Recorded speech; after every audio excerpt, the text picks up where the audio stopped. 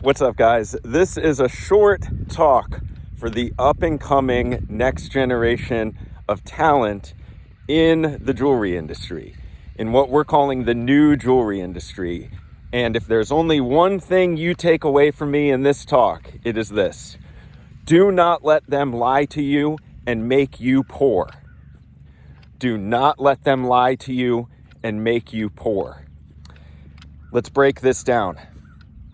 There is a one-sided rivalry in the jewelry industry that if you're in the various online communities and you're listening to the noise of the echo chamber, you're going to think this is a real rivalry. The rivalry between the bench jeweler and the sales jeweler. Oh, those talentless sales jewelers out there just talking to customers and taking money and making the business run. These talentless sales jewelers that are just kind of a nuisance in the industry. Here's the deal. This is a one-sided rivalry because the sales jeweler is the one that ends up owning the business and making all the money. You'll hear the bench jeweler crowd, and this is no disrespect. Like, I know what you guys do is hard, but this is about telling the truth. There's all this talk about needing to conduct the orchestra. We all love that phrase. We love saying, oh, I know how to conduct the orchestra. I know how to manage people, and I really understand how this business is supposed to go. You're not conducting an orchestra from that bench cleaning a piece of jewelry. That's an employee role, and the reason why this one-sided rivalry is in place is because this role is disgruntled and feels underappreciated. They feel underpaid for the amount of work that they went and did at jewelry school and then got a job that essentially is paying just above minimum wage for something that took a lot of effort to learn how to do. So when you hear about this rivalry, that sales jewelers are the losers and that it's really the bench jewelers making everything happen, this is a lie to keep you poor. You want to learn how to conduct the orchestra, and you want to know how to be the sales jeweler, and you want to know how to conduct the orchestra as the sales jeweler that then promotes themselves out of that position. The sales jeweler doesn't stay in that seat forever. And if they know these 5 things, it's going to be what allows them to actually conduct the orchestra. The first thing is that they need to know product design and creation, but they only need to know enough to be able to explain what has to happen to a CAD designer and then later on production manager or a bench jeweler or something like that. They only need to know enough about product design and how that works. Next, they need to know marketing. If they're a sales jeweler, they probably get on their phone like me. And they know how to make content that people are going to resonate with on social media. They know how to start small, and they know how to get people to pay attention and want to know more about the business that sells jewelry. That's marketing. Most of the content that people are making from a bench is just for them. It's just for their own ego, and the customer doesn't really care, guys. The customer doesn't want to see your bench. They want to have you show them your bench in the jeweler communities. And those people aren't your customer. So yeah, then next, the third pillar is sales and service. The sales jeweler obviously knows how to sell jewelry. And that is just one of 5 pillars that they really have to know, but that's where they're starting. So the sales jeweler also has to know that it's like, hey, you're not here to only be a salesperson. You absolutely need to know how to talk to a customer and sell the jewelry and take the funds in and have that feel like a good, positive, clean process for the customer. And you have to be really, really good at it. Business owners are usually the best salesperson in the company. So you have to keep that in mind. And then we've got operations. So this is where the systems thinkers come in. The real CEO of most e-commerce jewelry businesses is usually the COO. Or they're really doing the job of a COO, and that makes them a dynamite CEO because they understand the machine of the business, that it is a machine that they're operating. You can't be doing that from a bench. You're not operating any operational mechanism for a business if you're sitting at a bench making jewelry. No disrespect. I'm just saying that's an employee role. The sales jeweler knows who to hire to do that job. And then finally, you've got the finance side of things, which is where all of this gets real. This is where nobody can argue with me, because it's how are you deploying capital into the business to operate that machine? You can hear machinery in the background. Morning, how you doing? So, yeah, there you go.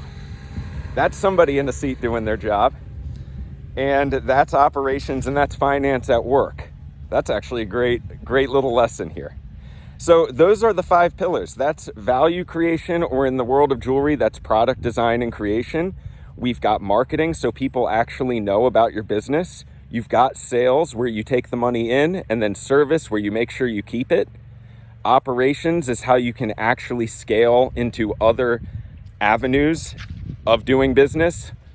How you can actually make it a scalable business that can move more than one unit, so that way you're not glued to a bench doing every single project.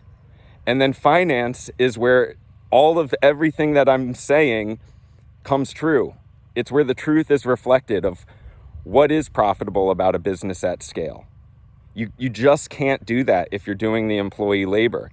And you also can't do that if you're only the salesperson. But salespeople are, in any industry, the person that is most likely to start a business. So this is not a video to be disrespectful. I'm sure that there's going to be bench jewelers that see this that decide that they'll make a huffy comment and then never talk to me again. And that's okay, because that's probably not a business owner, and that's who I talk to. So no disrespect, but this is where we have to shed light for the next generation that there is this noise in the market. And if you are somebody that just got out of jewelry school, you need to be thinking, hey, wait a second.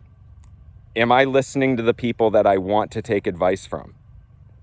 Do I want to get on the path of the person complaining about, this is just what we do here. Don't get in this field if you want to make money, don't get into this. I don't joke about that kind of stuff. That's gross. I can't be around that.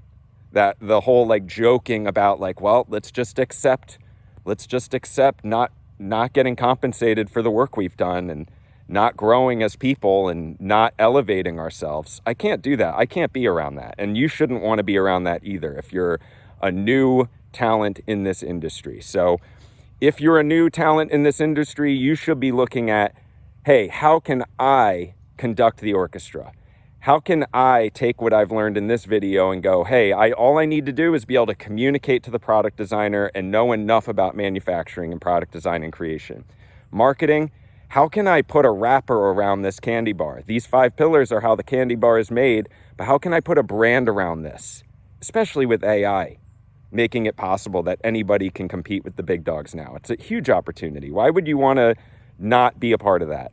Sales and service. Why would you not want to be the one that gets to take the money right off of the customer's hands and have control over how that's going, and then as a business owner understand where that money is going to be put into to develop it?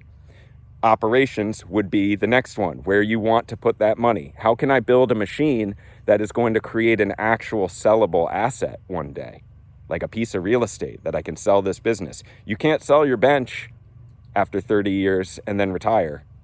You can't. Sorry, you just can't do that. And then finance is where everything that I'm saying makes sense. Everything dovetails into the finance side of things, and that is the cornerstone of what makes everything I'm saying the truth. So this is the real truth. Don't let older generation people that made the wrong decisions about what they wanted out of their career make you poor. Learn the 5 pillars, start deploying AI into these 5 pillars, even if you're a one-person show, and you're going to be able to go at warp speed in developing a business of the future as a jeweler in the jewelry industry. If you're in the bench role, that's still okay. You can learn these other 5 pillars or the other 4 pillars outside of the actual operations and production side when that's at its smallest stage. You can learn sales. You can learn marketing. You can take an accounting class. You can get there. So this is not a message of disrespect. This is actually a message of love. It's just a little tough love, that's all. So for those that really, really do understand what I'm saying, make sure that you follow the red button at jewelersadvantage.com. Get the AI Copilot, start learning how to use that in the context of 5 pillars of a real business. Do not let them make you poor. This is Jesse at Jeweler's Advantage, and we will see you in the next one.